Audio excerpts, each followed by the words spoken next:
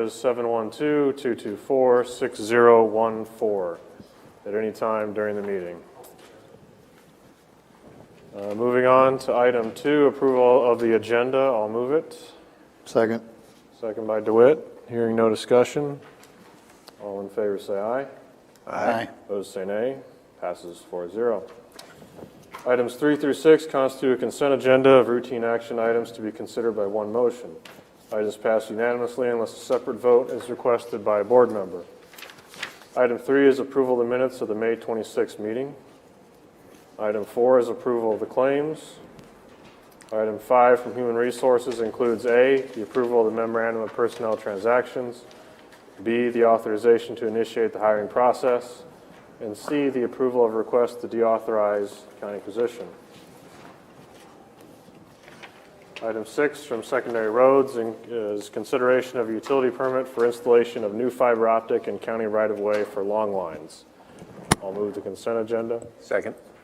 Second by Radig. Hearing no discussion. All in favor say aye. Aye. Opposed say nay. Passes 4-0.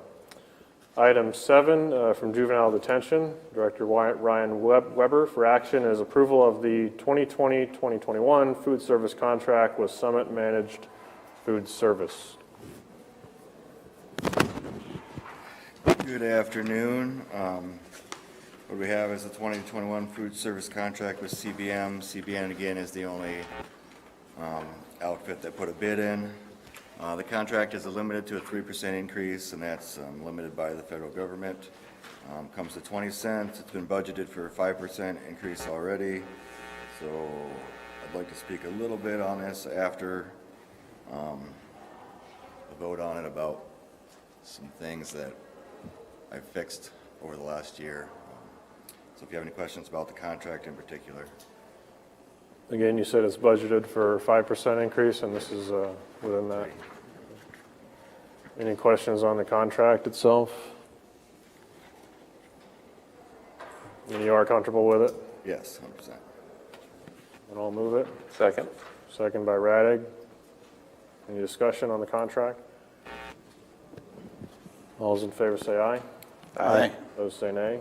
Passes 4-0. You have a couple minutes. Yeah, first of all, I'd like to apologize to the board and to Woodbury County taxpayers. I sat here about 4 months from this time last year with a contract that was about 4 months late. I asked the questions I thought I needed to ask, didn't get any answers. You guys asked questions, you didn't get any answers either. I spent about the last year trying to figure out, why were contracts late, why we're not receiving any state, federal reimbursement. Things just didn't make sense. So I did my due diligence along with, I got to give a lot of credit to my assistant director, Jill Gilmore. We found out where the issues were. We rearranged some job duties. Somebody is no longer with us that, took care of these sort of things. I'll have to say Jill Gilmore did an exceptional job getting all the staff current on all the trainings, getting herself current on all the trainings, getting everything in compliance with the state and the federal government. With about 2 months, she got us back to receiving reimbursements. So from this point forward, we'll be receiving reimbursements, which I previously didn't budget for because I was told that we wouldn't receive reimbursements for reasons that didn't end up being true. So I'd just like you to say that, apologize it took this long, but I'm happy that we found the issue and got it corrected. And you can expect a little bit more this year on the reimbursement side and the revenue side from detention. What kind of dollar amount on the reimbursements are we looking at? Just a wag. I'd probably budgeted somewhere around 5,000 because I wasn't sure, and it would probably be somewhere around 40,000 to 50,000. And last year we received like $10, which we lost about $40,000 or $50,000. Thank you. Yeah, thanks for bringing it forward. Certainly remember when it wasn't as timely in the previous years. So, any questions for Ryan? Thank you. Like I said before, I promised you guys in my job interview that I'd figure out those things, and I'll continue to do that. So, thank you. Appreciate the progress. Thank you. Moving on to item 8, from Board Administration, Dennis Butler and Building Services Director Kenny Schmitz. This is approval of the 2080 agreement for the developmental services of 28th Street project related to the new Justice Center. This is an agreement that is required. We need a 20 agreement between the city and the county. It was on the agenda yesterday for the city council. It did get pulled off to be at a later date, sooner than later. We are going to meet with the city potentially maybe Thursday. We got to get all lined up to discuss what differences there are. It really doesn't make any difference with the 2080. It's just some other policies or issues that have come up.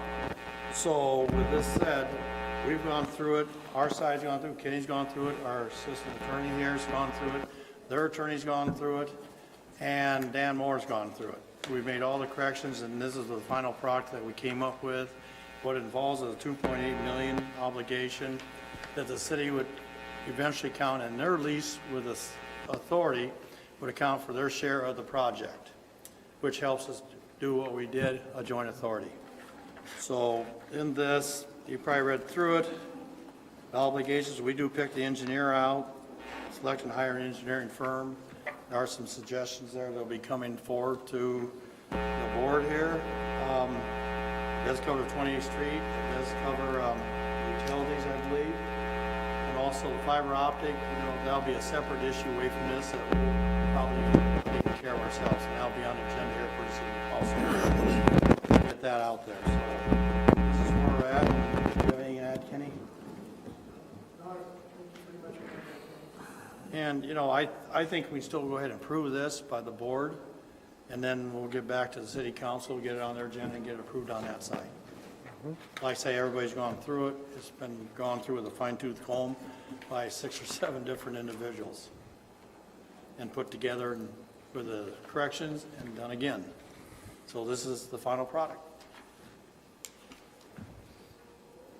Input from the board? I guess we can take this as negative or not, but I just see it as an opportunity for us to maybe iron some things out and meet together again and figure out what things we got to do to work together better as a team with the city and the county working together. And of course, we got to throw in somebody from Clayton's office over in that discussion and make sure, we come together and do what's right for, the people of Woodbury County and Sioux City and, get those agreements made. I agree with Keith. As Keith knows and some of the others, we've worked on this agreement for months, and a lot of hard work went into this and a lot of time. And it was kind of disheartening to see the council just pull it from the agenda. And so I agree with Keith in saying that anything we can do to try to make any county matters between the city work a little more smoother and transition a little better in the future would certainly be appreciated. And I think we need to try to extend that olive branch whenever we can. Well, the supervisors have already extended some communication on this to the city council. But for this meeting, I don't really want to dwell upon the city council's frustrations with other offices, namely the treasurer's office, that was brought up in their meeting. The substance of this agreement, everyone's already agreed is sound and has gone through the vetting process of 3 entities. And I think is a critical piece of a very necessary project that the taxpayers approved. So with that, I'll move it. Second. Second by DeWitt. Yes. There's one more key here. I just talked to Joshua about. We are getting a release, or at least the city should get the release of the restrictions placed on that piece of property by the individual that did donate the property. I have talked to that individual. He will sign whatever's made up to take that restriction off. Basically, it's called Liberty Park. He's willing to drop that, but in the process, the city attorney's office is drawing up a legal document that can be signed by him, filed with the county recorder's office, releasing the restriction. But he verbally says there's not a problem with that. And As soon as I get it, send it in, we'll sign it. And that's been understood, and it's now public, and it's not the appropriate place to put that in this 28E, but a separate document, is that what you're saying? Right, when they Well, sell the land. And just to address that, it is a separate document that should be recorded, but I just want to be clear that my recommendation was to have that on file prior to approving this 2080 agreement.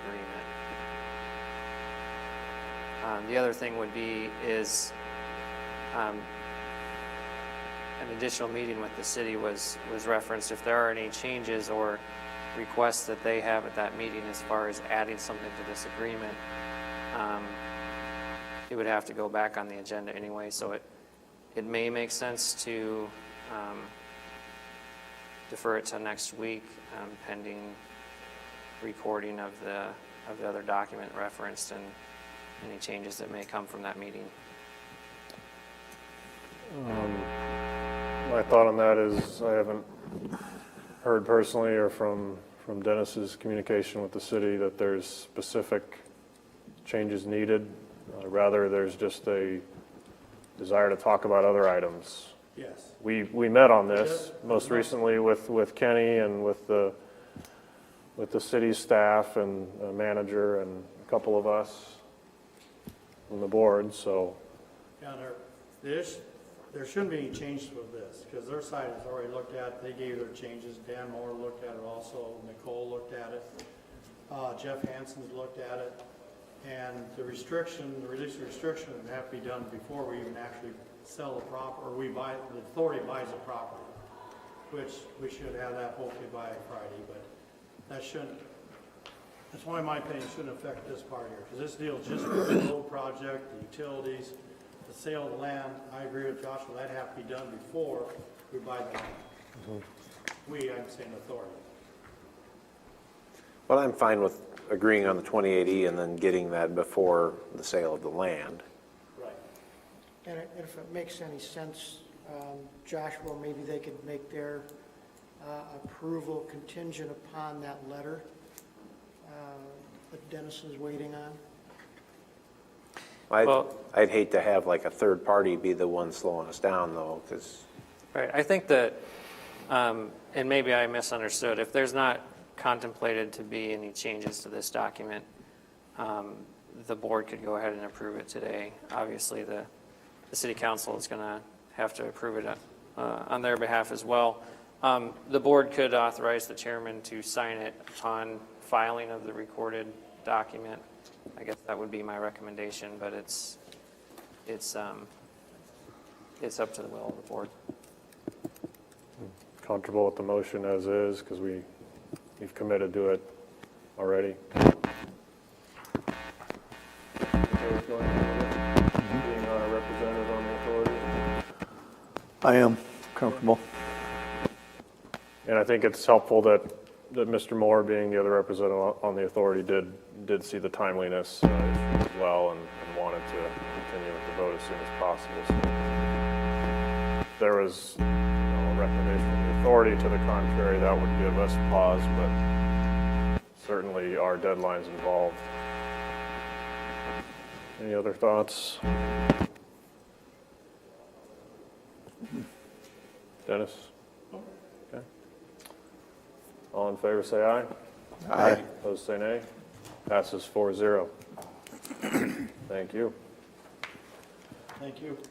And right on the nose, we are at our 4:45 p.m. set time. Item 9 for action includes A. This is not to exceed $195,000 general obligation capital loan notes. A is a public hearing on the authorization of a loan agreement and the issuance of notes to evidence the obligation of the county thereunder. Public hearing is now open for anyone to speak for or against this item. Dennis, do you prefer to discuss it during the public hearing or afterwards? No, we can talk about it in general on both of them when we get the hearings done. Okay. I guess you do the public hearing, approve the resolution, so after the hearing, then I'd say something. So is there anyone to speak for or against the issue during this public hearing? Anybody on the phone? Anybody on the phone? No one on the phone. Thank you. Skip that. I'm here for you. Right-hand man, up there on the right. On the hearing none, I'll move the public hearing be closed. Second? Second by DeWitt. All in favor say aye. Aye. Opposed say nay. Passes 4-0. Item B then for action is approval of the resolution instituting proceedings to take additional action for the issuance of not to exceed $195,000 general obligation capital loan notes. Okay, on this issue here, this is subject to a reverse referendum, which in the history of Woodbury County, we never had one, and don't anticipate any whatsoever. But the reason we separate, because some are actually general obligation notes, and the next set will be essential purpose where there is no reverse referendum. So what fell in this category here was the air compressor for the emergency services, and also the spraying equipment for secondary roads.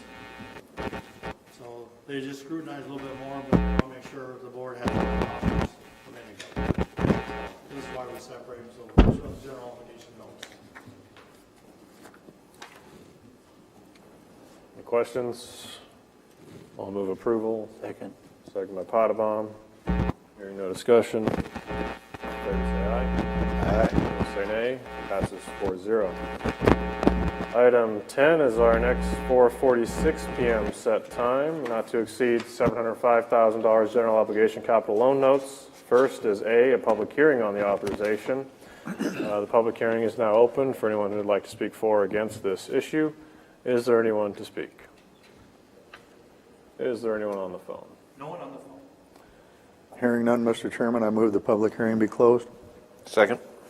Motion by DeWitt, second by Raddick to close the public hearing. All in favor say aye. Aye.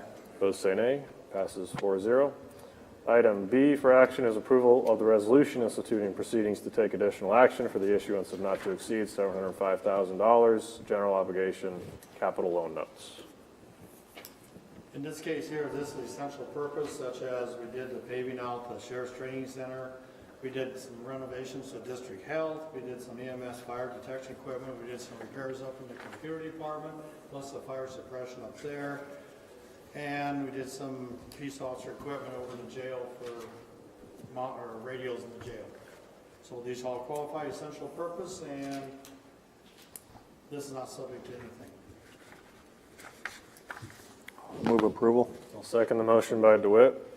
Hearing no discussion. All in favor say aye. Aye. Opposed say nay. Passes 4-0. Thank you. The good thing about this is coming at 1.39% interest over 5 years of equal payments, which is very, very low interest, and the bid came from Security Bank. And we will have this done before the end of the month. Thank you. Thank you. Very good news. Item 11 from Secondary Roads, County Engineer Mark Nera includes A, awarding the quote for a new wheel loader to Murphy Tractor for a John Deere 644L wheel loader and to trade the current county loader for a net price of $204,900. We're recommending the John Deere 644 loader. While it was not the low bid, it was the low bid that met specification. And one of the complaints we've had with a couple of our other loader brands, Case, we only had 3 that met our horsepower requirement, and that was the John Deere, the Volvo, and the Komatsu, which were all higher priced than the John Deere. One of the complaints with our Case loaders has been that they just don't have the horsepower when we're bucking snow in the winter. And for that reason, and then the locking differentials, we are recommending the John Deere. I'll move it. I'll second the motion by Raddick. Discussion? All in favor say aye. Aye. Opposed say nay. Passes 4-0. Item B is to award the quote from Boyer Trucks of Sioux Falls and trade the current county truck for a net purchase price of $168,585. Is this being built in Sioux City again? No, this one is actually being built in Fort Dodge. All of the low bids were a Fort Dodge truck builder, TBI. Henderson is no longer building the truck body that we specified. I'm working into that now in Stephens before we buy our next round of single axle trucks to take a look at our box spec to be sure that we've got something that is, meets our durability requirements, but also can be competitively bid. Both the box from the Fort Dodge Company, the plow, the wing, the tailgate spreader, all met our specification, but there was a significant difference this year between the Henderson bid from Stefan and the, I think it was Durasteel bid from TBI.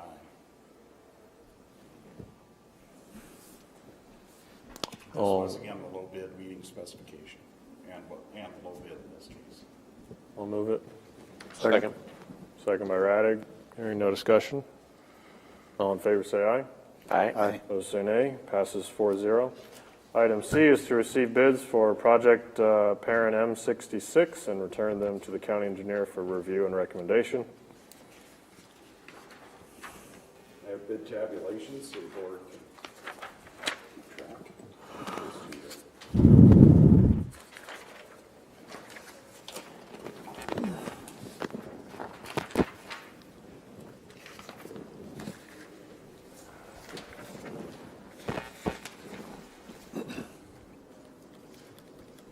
We'll be replacing the existing bridge with a twin box culvert. It'll be a cast-in-place culvert. The first bid is from Godberson Smith of Ida Grove.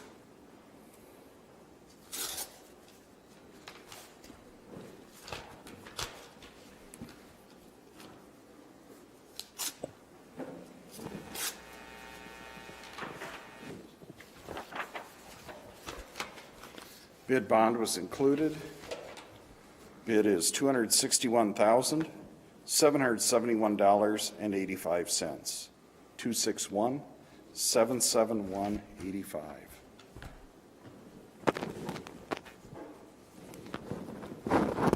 Next bid is from Dixon Construction of Correctionville, Iowa.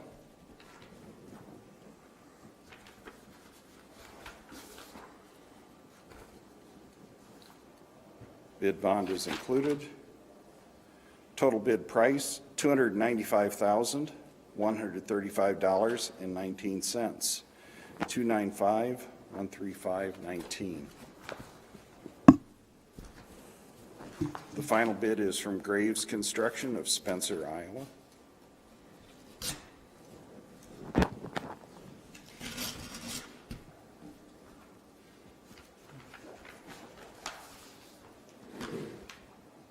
Bid bond is included. Bid price is $299,779.09. 299-779-09.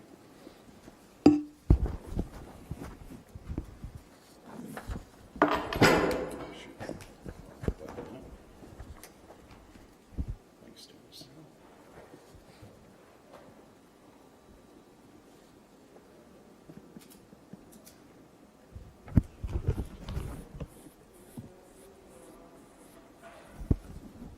I was just taking a real fast look here to see if I can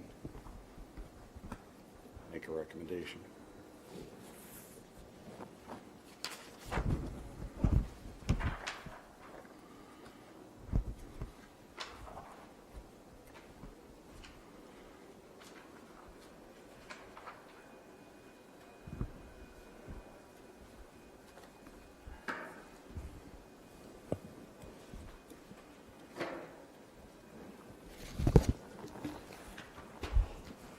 I believe I can make a recommendation to award the low bid for $261,771.85. I'll move that to Godberson Smith, Godberson Ida Grove. Joshua, this can be done in one motion? Well, first you have to make a motion Oh, to yeah. receive. Well, let me- You can't award. I'll move to receive it first. Second the motion to receive from Radig. Hearing no discussion, all in favor say aye. Aye. Opposed say nay. Passes 4-0. Then back to the motion for awarding to Godberson Smith of Ida Grove for $261,771.85. I'll second the motion by Radig. Any discussion? All in favor say aye. Aye. Opposed say nay. Passes 4-0. Thank you very much. Thank you.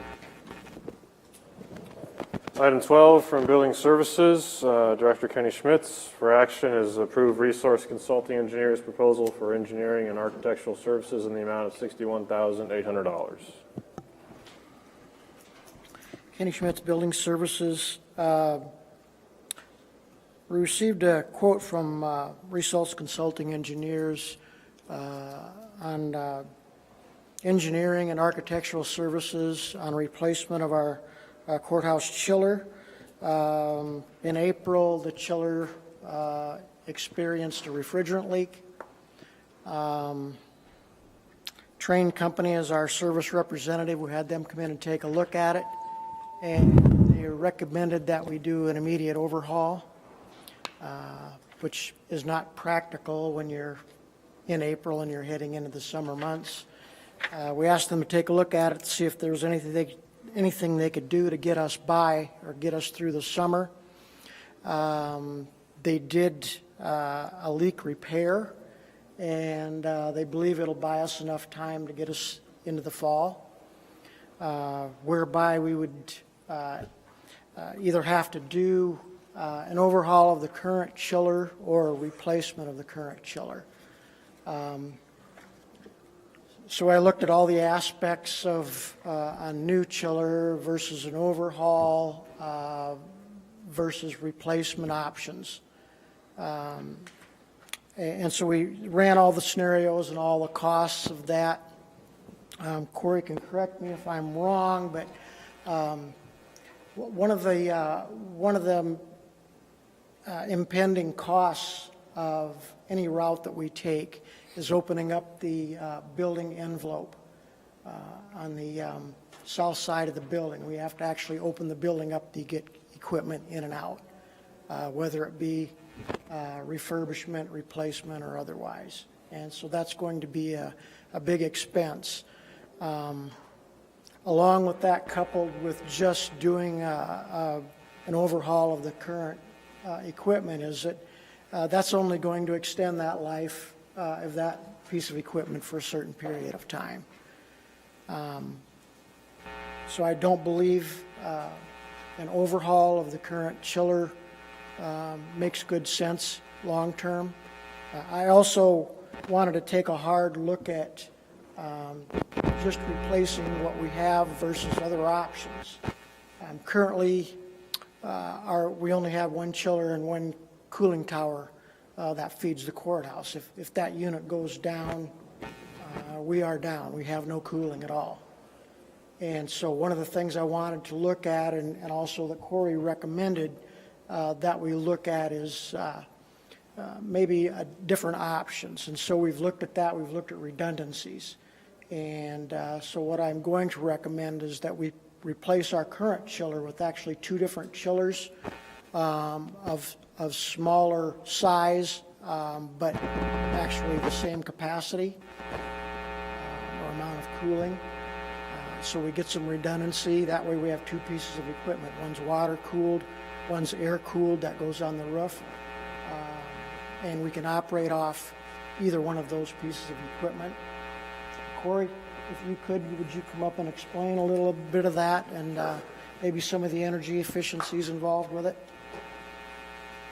Yeah, Corey Metzger, Resource Consulting Engineers. I'll try to be brief, and if you have questions, don't hesitate. I'd be happy to talk about it all night. So our thought right now is that we look at, you have a 320-ton water-cooled centrifugal chiller that is inside the mechanical room at the main roof level of the building. We're looking at probably something in the neighborhood of a 250-ton water-cooled machine going back in that spot, and then probably around 150 or 200-ton air-cooled machine that would go out on the roof. So that the combined capacity could be as much as 400 or 450 tons. So you would have some excess capacity, but that way if you had a failure of either piece of equipment, you'd have enough that on a day like today, you may not be able to cool every space in the building, but an 80 or 85 degree day, you'd probably be able to get the building by, and we'd be able to make some other changes if needed. Other benefits that we're looking at with that, so the water-cooled machine will be substantially more efficient than your existing water-cooled machine. We're looking likely at a magnetic bearing machine, meaning that it's got no oil in it. They're much quieter, significantly less vibration. The surge condition that is sometimes observed in WCICC should be addressed with that machine. And your existing machine has an efficiency of approximately 0.5 kW per ton across the board. This new machine at part load will get down into the 0.3 kW per ton range. So an improvement under part load conditions of somewhere in the neighborhood of 40%. It's a fairly significant improvement there. The full load kW per ton is about the same.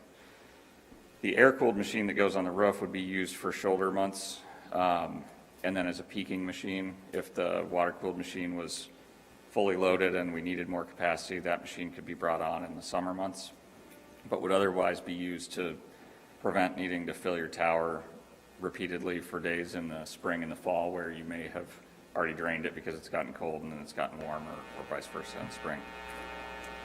It would also have integral free cooling coils, because one of the issues we've identified over the past few years with the building is that we have a number of spaces in the basement and some interior spaces in the building that we can't effectively run the large chiller that we have in the winter without having problems, but you have some areas that need chilled water year round. So we can put these integral free cooling coils in, not have to run either chiller. We just flow some glycol through a heat exchanger, and that would give you cooling capacity in the middle of winter on the coldest day of the year for those spaces that need it. So it's probably more than you wanted to hear. I'm happy to answer any questions or go into it further if I can.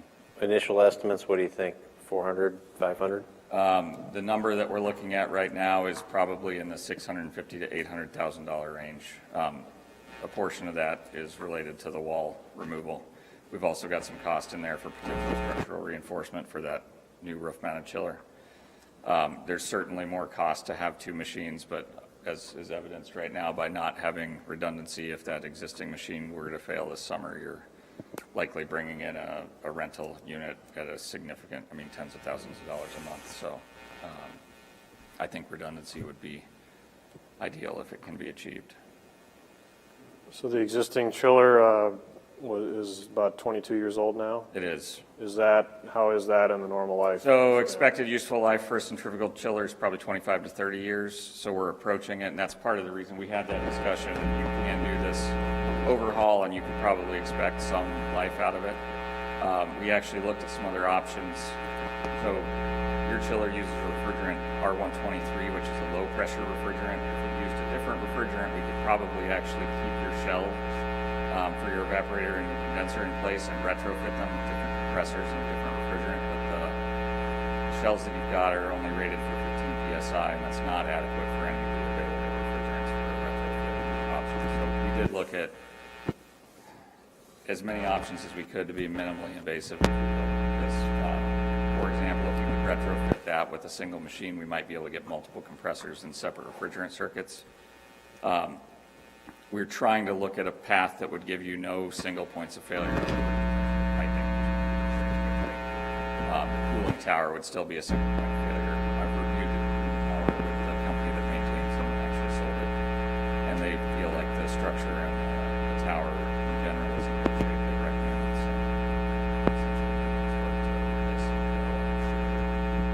So the tower to extend the life, but they think it's got 20 plus years left of expected useful life. So on our package you're going to put together, are you going to have cost with and without redundancy as a factor? We certainly can. It would be feasible to set up the bid such that we've got a base bid and some alternates, or that we have two alternate configurations, one with water-cooled only and one with water-cooled and air-cooled machine. I'm sure we'll talk about it some more as we get into things, but yeah, we could definitely look at that. Because I would kind of like to see that, the potential for needing that redundancy might be, again, 20 years from now. Maybe the upfront capital cost isn't going to be worth the additional maintenance of a separate system and, any potential engineering that might need to be done for the roof unit. I certainly think we need to replace the unit rather than fix something that uses the old refrigerant. That doesn't make sense. Suppose one question you could answer to that concern is, does the secondary extend the life of the primary and vice versa? They have a complementary long range. Yes, so one of the issues you've got right now is that your chiller has a very high number of starts on it. So they don't gauge chiller life as much in years as they do in starts, how many times it's cycled. And because of the fact that you've got these frequent periods where you've got low load on the building, you've got a 320-ton chiller, you can't turn down probably about 80 tons of capacity. So if you've got 10 tons of cooling or 20 tons of cooling, you just can't get there. So having that second smaller machine would certainly help us by giving the ability to operate that machine and then bringing the centrifugal machine on when it's needed. Additionally, the magnetic bearing machines, as I mentioned, they don't have any oil. They actually, there are no parts touching as the shaft rotates, so there's less maintenance on them. They should be more durable, essentially. Controls replacements, if you have problems with them, generally not going to be a mechanical issue. Same lifespan as our current one, longer? The water-cooled machine, I would expect a longer lifespan than what we're looking at right now. The air-cooled machine, you're probably talking neighborhood of 20 years, realistically. Okay. Just from exposure.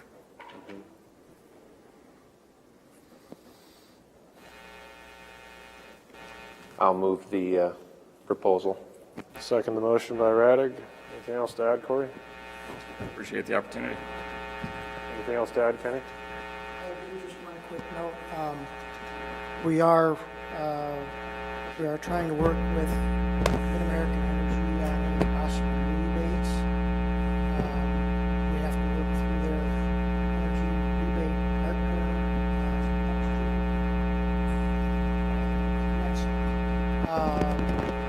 and they will come in and actually look at equipment and maintenance recommendations on what equipment we choose and what might be available for rebate, what may not be. So some of that's going to be coming into place. You know, in the past, there used to be like EPA,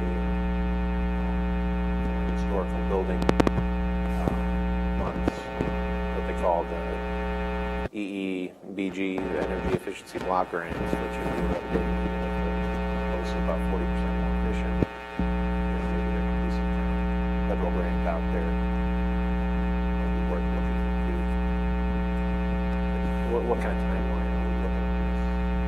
I'd like to have everything done, and I say done, get it out, ready for it. Okay, so it's fairly aggressive. It has to. Yes. Sounds good. Thanks. Dennis?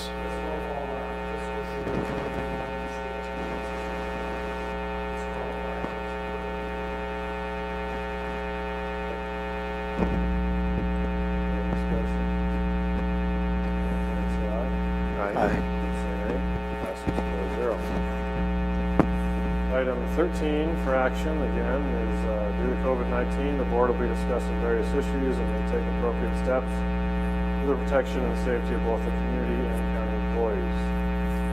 Start this off by saying the steps the county's taken regarding appointment-only process overall, the screening procedure, health-wise, and relaxed sick leave procedures that we allowed through HR are all passed by the board through today.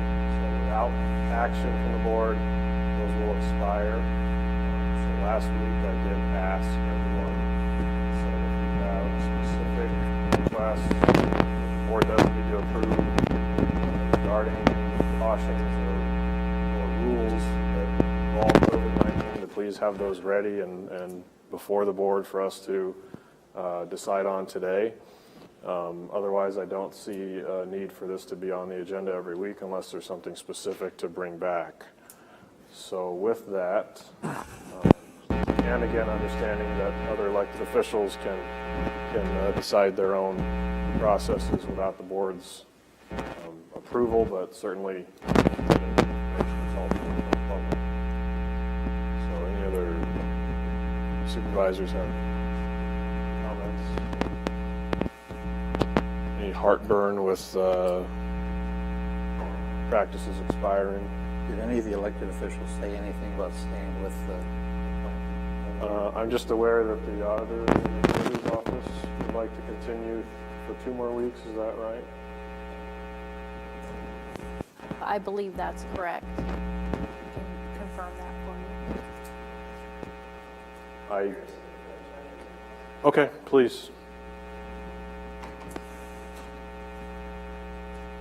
My name is Valerie Ping, and I'm the motor vehicle deputy at the treasurer's office. Our county treasurer is out right now on medical leave. So we just kind of come here to discuss what our plan is. We are planning on meeting tomorrow. We have plexiglass shields in front of all of our workstations.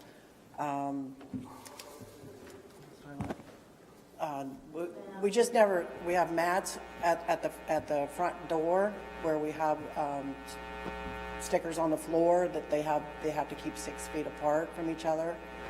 So our kind of concern with that is that we've been very busy with our drop-off box that, you know, we have done, the employees have done a wonderful job of keeping up with the customers, you know, dropping stuff off. We still have a huge box that people haven't come back to pay for their title work.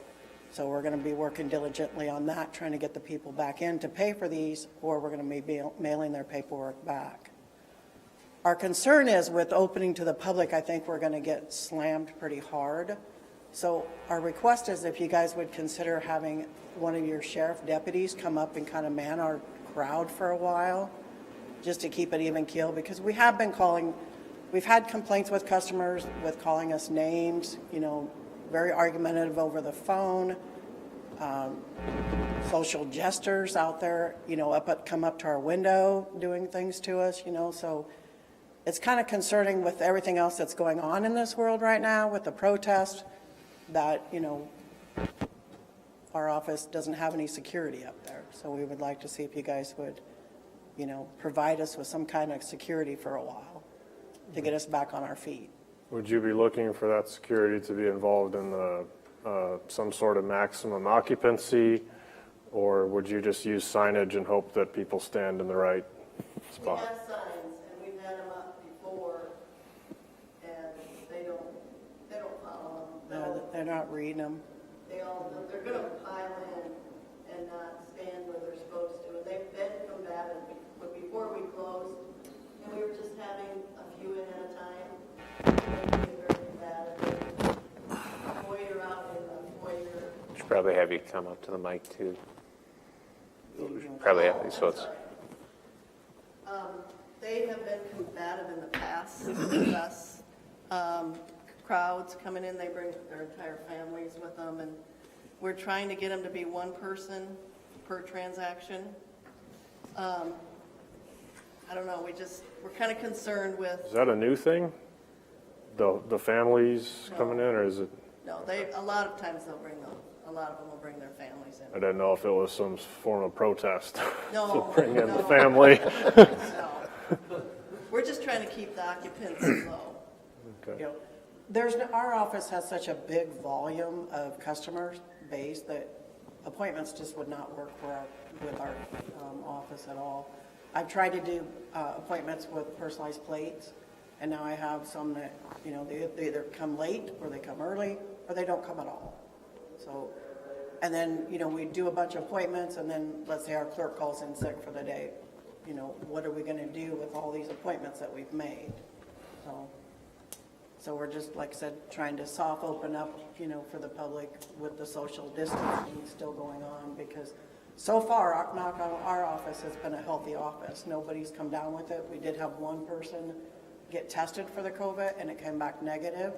So we've all stayed healthy, and we've all used our hand sanitizer. We've cleaned our workstations on a daily basis, you know. We're just worried about the crowds. Yeah. I think that's a fair request, and I would expect you guys to be extremely busy after opening, because I know in the car sales world, they've been having a record month. And, you know, our store reopened May 1st with just 6 salespeople, and we did like a month's worth of business right away. So it was incredibly busy. People are waiting to get out, and let me tell you, the patience level of most people out there is not very good right now. So, and no offense to anybody in the public, but I get it. You know, I was cooped up in my house for 40 days too, and I didn't like it either. So, Right. I think that's a fair request myself, to put somebody over there, at least, you know, for 2 weeks' time, if not more, I don't know. But, you know, of course, obviously we have to work with the sheriff's department to do that with them. You know, we don't control what they do, but that's my opinion. I wish we could ask them. They're not here tonight. Are they all campaigning? We'll see them all later. It's true. You know, when our drive-up was open, they were blocking 7th and 8th Street, and the police had to come and shut us down, basically. So, The police shut you down? well, we shut down at their request. Yeah, okay. They suggested that we figure something else out, Because it was blocking traffic. because people were lined up. And we feel we're gonna have that same issue tomorrow when we get back opened up, that they're gonna think they can still do everything through the drive-up, when the drive-up is just for renewals only. So we're gonna have issues with that too. So anybody got one of those like sandwich board signs you could put out by the drive-up says this is So we renewals have signs only? all over our building that were closed, and they're still coming knocking on Sure. our windows. And, you know, we have the car dealers dropping off their paperwork at our side door, and when that happens, and I'm outside, then here they all come and they congregate, and we say, you've got to call us with questions. I can't be outside, you know, I'm trying to social distance myself, and try to keep the dealers going too with their paperwork. You know, we've got to get them, you know, to be able to get their paperwork as well. And then that's where the name calling comes. I mean, I got called a name a woman should never be called, you know, so, Oh, I'm very sorry to hear that. yeah. And even, if it all opens tomorrow, you're saying there's still probably a line in the drive-up Yes. because they won't go inside. Yes, because our drop-off box and that has been nonstop this whole last 2 months that we've been closed. I mean, and our phones have just been, you hang it up, it's ringing again. Our clerks can't hardly, you know, answering the phone. They want to move every day because it's so much for them to handle. I mean, they've done an awesome job. All of our employees have done. They really have. They've stepped up and we've gotten the work done and we've gotten it out on a timely manner. Just now, these people need to come back and pay for their work that we have on hold.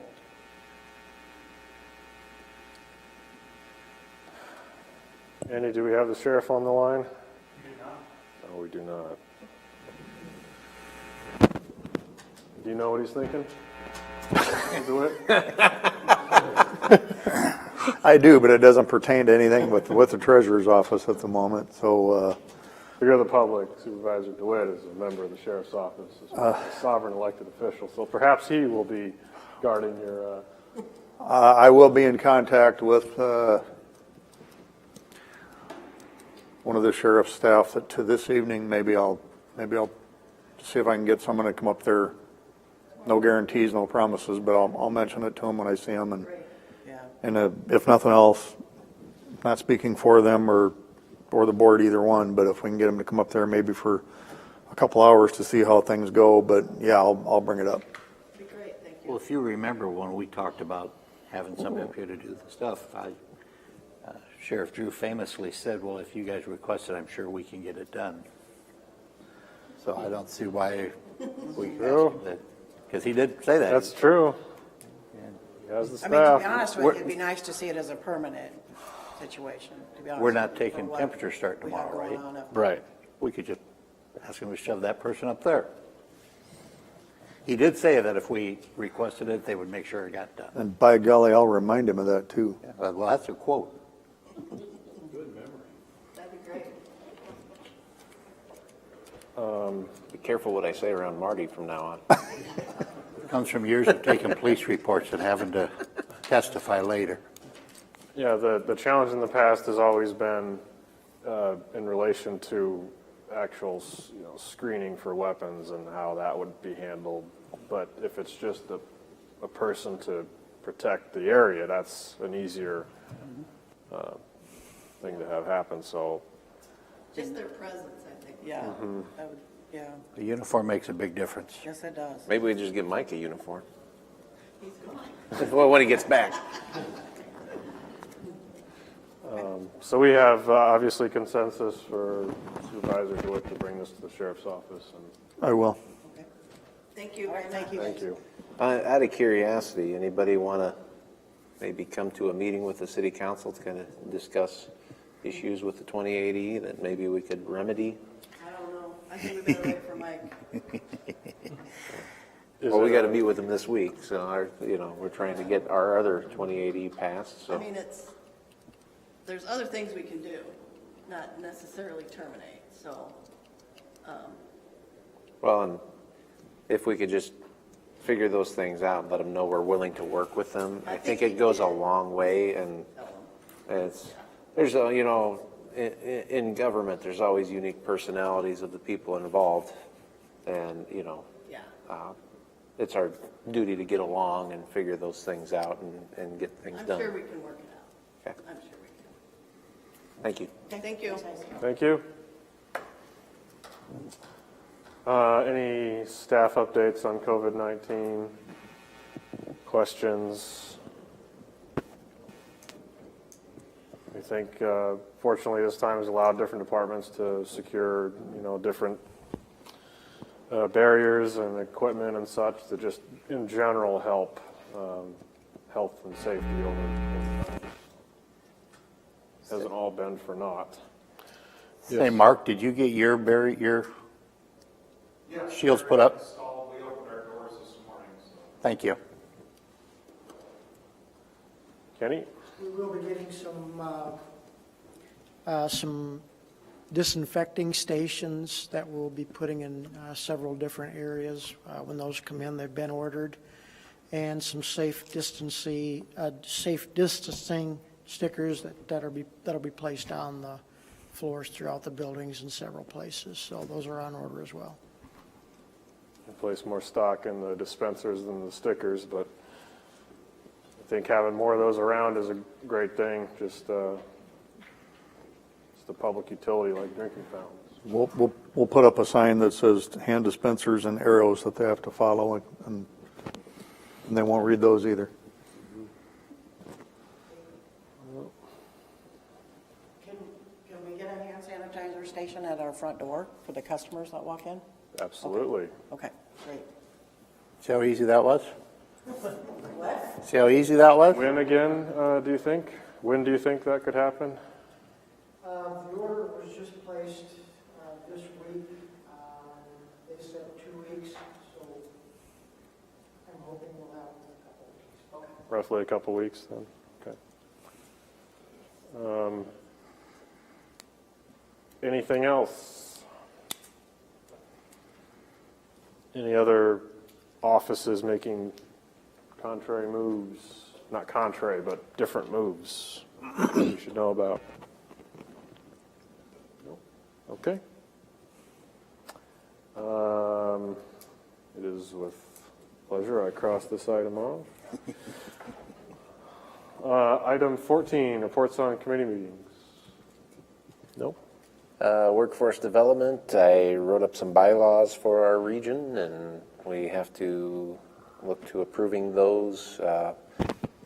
We just had a meeting on the carryover from the 3 merging regions, so 8, 12, and 13.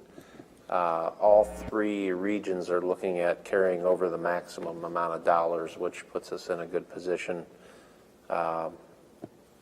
We have talked with Gene Logan, who, of course, we work with as well for other things as our county, to maybe be the staff of our new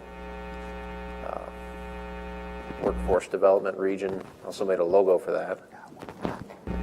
And then, I'm I'm forgetting, we're going to reuse, Region 8 has their COG as the fiscal agent. COG meaning Council of Government like Simcoe. They will probably fill out the rest of the year as the fiscal agent for the new region. And then we'll probably look at trying to find somebody else. And we're also working with Goodwill as a service provider. We haven't, of course, made any of these things permanent yet, but we're going to have a tour of Goodwill noon to 1 on Friday to kind of go over our potential service agreement as a provider. Any questions on any of that? Nope. I did receive a 2080 sample and I forwarded for review to Mr. Widman on our Rolling Hills issue, where the weighted voting in case of a tie with the new state mandated voting members. So we'll be waiting to hear from County Attorney's Office on that in the very near future, and probably have that on the agenda hopefully next week or the week after, because we'd like to have that done. The region would like to have that done before July 1st, before the new fiscal year starts. Thank you. Any other reports on committee meetings? I did have a CERTS meeting as well through Simcoe, and most of that was just discussing how we get that back to normal because of ridership and new rides and getting employers open back up. It's been difficult to have full bus routes, but they are doing limited routes where individuals that do need rides, they still go and pick those people up. And they're operating essentially through federal grants because there's no way we'd be able to fund certs with just 1 or 2 riders, per bus per day.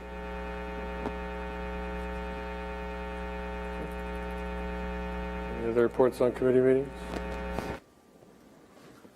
Item 15, any citizen concerns here or on the phone? I'd like to just share some of the stats of the election with you as far as where they're at. They received requests for 16,162 absentee ballots. And with a staff of only a few people due to the COVID, they've really done a good job processing everything that's coming in and dealing with the calls and everything that we've received from the public. They've returned and processed, as of 3 o'clock today, 13,219 of those ballots. So, there's several of them that just never were processed as they never came in. Of those, they had 7,949 Republican absentee ballots and 5,270 Democrat ballots. And as of 4 o'clock today, there were 1,814 voters that went to the precinct. So we had 5 precincts that were open. A pretty large number of turnout. Not a lot of respect of the 6-foot, the COVID chaos, as we might call it. It is quite an obstacle to tackle, but they've been doing a good job at the precincts, getting the ballots that are needed at those. Compare this with the 4 years ago primary, total number of votes was 8,268. So you can see that the push for the absentee ballots, possibly the COVID issue, has caused that to increase. That's total or absentee? Total. There were just over 3,000 absentee ballots in the last primary. And this year, we've had 13,219, so 10,000 more absentee ballots compared to the last primary. Was the number of voters at the polling stations today a surprise, or? I think it was suspected that when we went from 2 to 5 precincts that people may choose to vote in person more. I don't know that it was a surprise. It is what it is. Wow. Anything else? about it. No other See issues? the numbers coming in at 9 o'clock. The big absentee precinct. Yep, yep. Is that all done? Will that be done first? Yeah, the absentee votes have been counted as of 3 o'clock, so those will be entered at 9 o'clock. So those should be available to see the results pretty quickly. And then those 5 precincts will call in. I'd say the results will probably be in relatively quick, depending on how quick they get those machines to spit out the results. Well, Do you have any idea what number of people were changing party in this one to? I don't have that information. did your office have any challenge finding precinct election officials? I'm not directly involved, but I know they had some last minute cancellation. There were a lot of concerns because of COVID of individuals that just don't want to expose themselves to that environment. It's always a challenge, but it was more of a challenge this year than normal.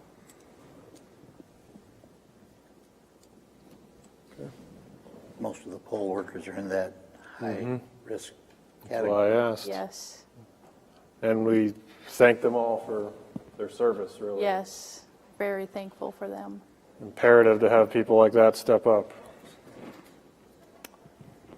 Any other citizen concerns?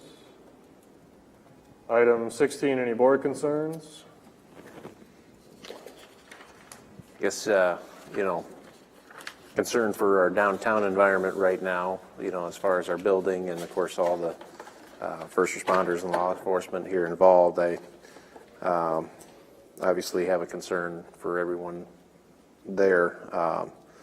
Obviously we have a right to protest and a right to be angry and upset about what happened. But damaging property and hurting people that aren't involved is not a solution. So I guess, a call to the churches and the community to be more active and being more involved in helping others and healing and moving forward, I think is a worthy call to be made. So I guess I'm throwing that out there to our community pastors and leaders to let's get involved in helping each other out and helping each other heal in this community. It's a good point. If you want to learn patience, learn it from a pastor. It's a very emotional time. There's nothing wrong with having emotions. It's what makes us human.